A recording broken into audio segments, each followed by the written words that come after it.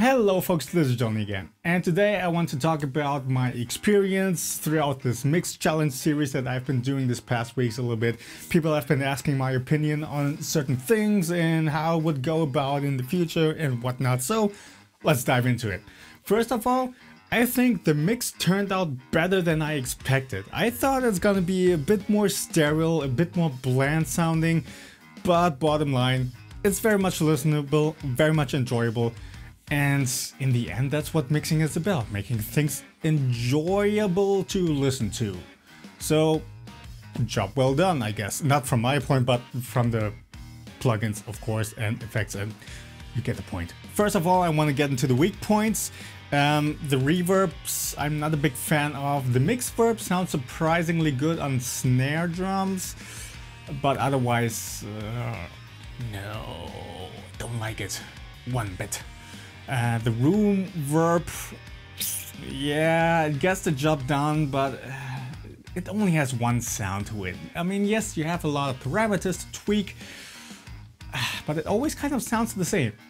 And that's not making for much diversity. You do kind of want to give each instrument and each track its own space. For the example, drums have their drum space and guitars have their guitar space and whatnot, so things don't get too cluttered. You do want to have a little bit of diversity in your reverbs. Also, the room verb, well, it sounds great for very big atmospheric ambient stuff that sounds quite unreal, because it doesn't sound too real, unfortunately.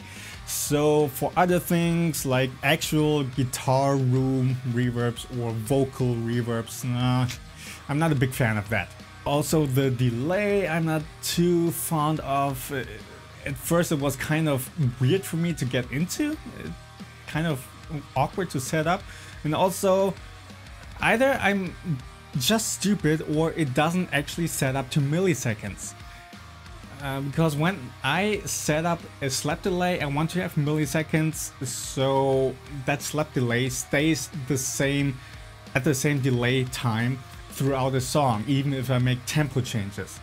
But when it's only set to the grid to 8th notes or 16th notes, and you do have tempo changes throughout the song, then of course also your slap delay changes. But I don't really, I personally wouldn't want that to happen.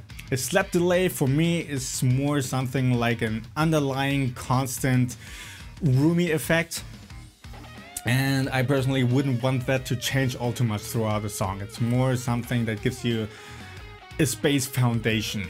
Everything else then can be automated and fiddle around with, but slap delay I personally want to stay the same. So not having milliseconds that just stay milliseconds on that delay is kind of a bummer for me. Also, especially with Studio One 3 artists, it doesn't come with a multiband compressor.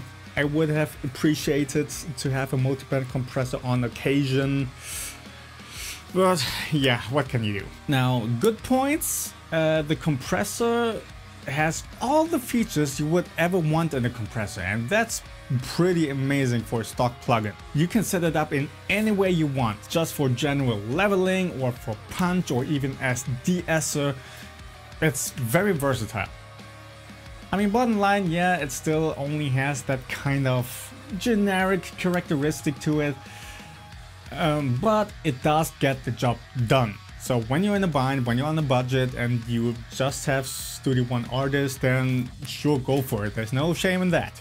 I mean, I personally do have the Waves Gold bundle and the CLA bundle available, and those have amazing compressors already. So I personally wouldn't really go for the Studio One compressor on my inserts, but I do use it quite often for parallel compression, especially on the kick drum. It does give you a very nice, punchy, tight, clicky sound that really accentuates that punch in the kick very well. Also, the EQ has pretty much all the functions and features you would want in an EQ. From broad strokes to surgical cuts, anything is possible. And also with the frequency analyzer in the background, it makes hunting down offending frequencies and surgically cutting them out very easy. I still use that for that purpose. But generally speaking, for tone shaping and whatnot, again, it gets the job done. It doesn't have any particularly interesting character to it. There's also no shame in using it for that.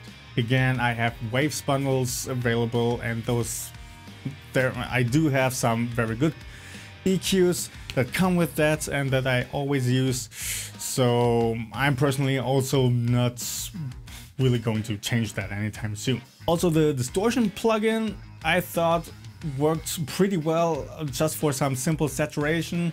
Just put it to soft tube and on stage 1 and dial it in a little bit to get a bit of saturation. Works great on drums, especially on the snare drum, as you saw in the tutorial videos. Otherwise, I wouldn't really use that on the mix channel, or the 2 bus, or the master bus, or however you want to call it, because the low pass filter only goes up to 16 kilohertz instead of 20. So that very high end is always rolled off a little bit, and I'm not really a fan of that. So I do want to keep my sizzly high end up there. So I would personally still go for other saturation plugins on my master channel. Okay, and that's pretty much it in a nutshell. Now, it would be pretty interesting to compare this stock plugin mix to third plugin mix, but I don't want to compare this mix with the original album mix. That would be an unfair comparison for 2 major reasons.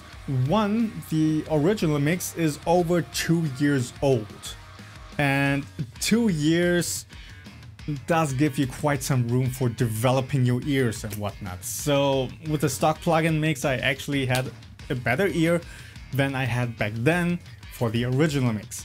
So it wouldn't be a fair comparison just based on that. And the second reason why it wouldn't be very fair is because this stock plugin mix I worked on from scratch. I just had the raw tracks and I worked on it from the very beginning, and I could work towards a good balance. But in the original mix, how I did it is I would first finish up the instrumentals, and then when Brian would finish up his vocals, I would mix them in, and I would have to make room in the instrumental for the vocals to sit in. And to be honest, that's not really a smooth procedure. You should rather mix from scratch to make sure you do get a good balance in the end.